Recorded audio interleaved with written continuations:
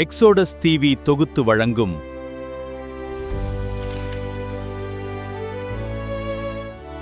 அருளுரை துளிகள். அன்பான சகோதர சகோதரிகளே, இயேசு கிறிஸ்துவின் இனிய நாமத்தில் எக்ஸோடஸ் டிவியின் அருளுரை துளிகள் நிகழ்ச்சிக்கு உங்களை அன்புடன் வரவேற்கிறோம். இந்த நிகழ்ச்சி உங்களுக்கு ஆசீர்வாதமாக இருந்தால் எங்கள் சேனலை சப்ஸ்கிரைப் செய்து லைக் மற்றும் ஷேர் செய்து மற்றவர்களும் தேவனுடைய வார்த்தையால் ஆசீர்வாதம் பெற உதவுங்கள். அன்பு நிறைந்த தேவாதி தேவனுடைய நாமம் மகிமைப்படுவதாக. காலை வேளையில அருளுரை வாயிலாக உங்களை சந்திப்பதில் மிக்க மகிழ்ச்சியுடனாக இருக்கிறேன்.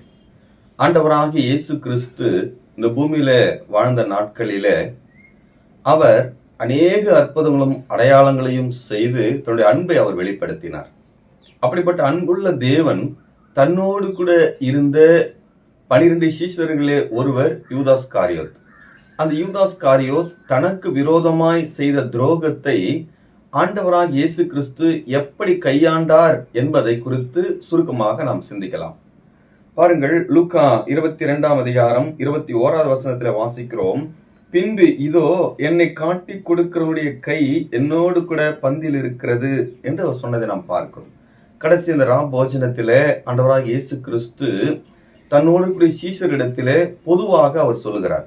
அவர் சிலுவைக்கு போக போகிறார், காயப்பட போகிறார், அடிப்பட போகிறார், தன் உயிரை கொடுக்க போகிறார் என்பதை தன்னோடு இந்த சீஷர்களுக்கு அவர் சொல்லிக்கொண்டே வந்தவர். இந்த வேளையிலே தன்னை காட்டி கொடுக்க போகிறவர் இன்னார் என்பதை மற்ற சீஷரிடத்திலே அவர் அறிவிக்கவில்லை. தேவனுடைய அன்பு எவ்வளவோ பெரிதா இருக்கிறது பாருங்கள்.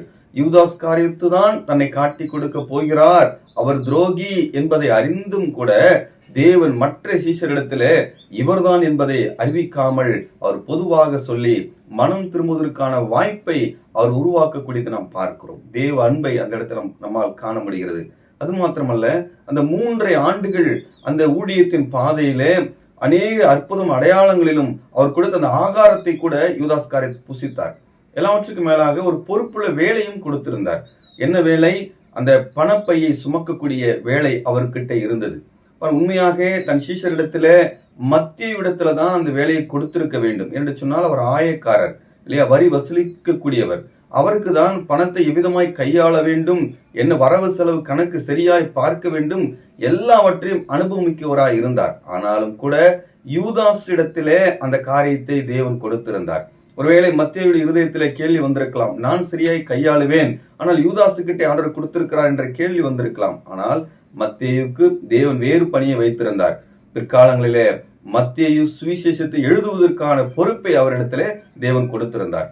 ஆனாலும் கூட துரோகி என்பதை தேவன் அறிந்தும் கூட இந்த பொறுப்பான வேலையை கொடுத்திருந்தார். இதன் நிமித்தமாக அவன் மனம் திரும்புவதற்கான வாய்ப்புகளை தேவன் உருவாக்கி வைத்திருந்ததை நாம் பார்க்கிறோம். பிரியமானவர்களே, மற்றொன்று, ஆண்டவராகிய இயேசு கிறிஸ்துவுக்கு நன்றாய் தெரியும் யூதாஸ் காரியோத் தன்னை காட்டி கொடுப்பான் என்று சொல்லி.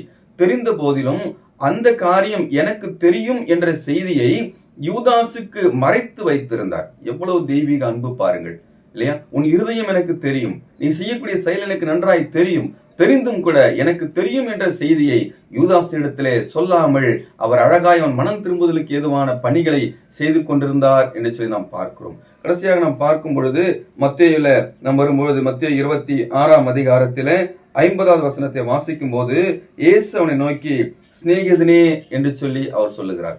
கடைசி தருணத்திலே மற்றொரு வாய்ப்பை அவர் கொடுக்கிறார்.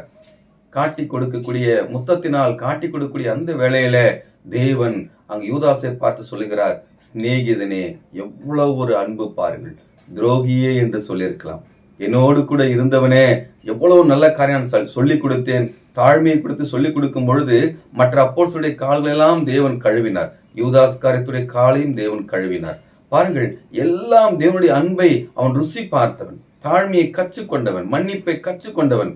ஆனாலும் கூட இந்த இடத்திலே ஒரு முள்ளாக அவர் நிற்கிறார் இல்லையா, துரோகியாக நிற்கிறார். ஆனாலும் தேவன் தன்னுடைய நிலையை மாறாமல் சிநேகிதனே என்ற வார்த்தையை அழைக்கக்கூடியதை நாம் பார்க்கிறோம். பிரியமானவர்களே, தனக்கு விரோதமாக இருக்கக்கூடிய துரோகத்தை ஆண்டவராக இயேசு கிறிஸ்து எப்படி கையாண்டார் என்பதை நம்மால் காண முடிகிறது.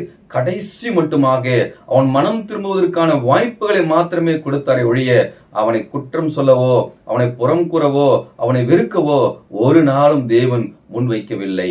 பாருங்கள், நமக்கெல்லாம் எவ்வளவு ஒரு பாடத்தை கற்றுக் கொடுத்திருக்கிறார்.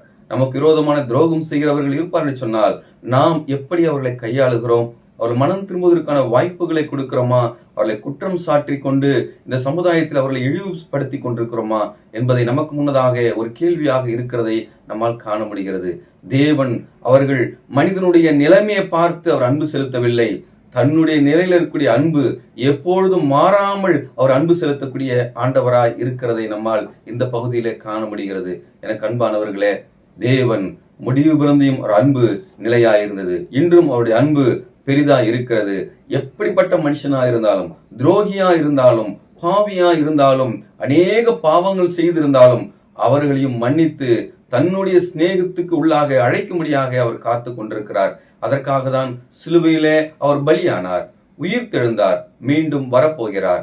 அவரை நம்புகிறவர்களுக்கு நித்திய ஜீவனை கொடுத்து பரலோகத்தையே கொடுக்கும்படியாக அவர் முன் வந்திருக்கிறார். அந்த தெய்வீக அன்பு, அகப்பே அன்பு, மாறாத அன்பு உங்களுடைய இருதயத்திற்கு அருகாமையில் நிற்கிறது. உங்களை சிநேகிதரே என்று அழைக்கும்படியாக நல்ல சிநேகிதர் இருக்கிறார். அந்த நல்ல சிநேகிதத்தில் நீங்கள் வரும்பொழுது தெய்வீக நன்மைகளை, பரலோக பாக்கியங்களை பெற்றுக்கொள்வீர்கள். அப்படி பாக்கியத்தை பெற்றுக்கொண்டு நீங்கள் ஆசீர்வாதமாய் வாழ தேவன் உங்களுக்கு உதவி செய்வாராக.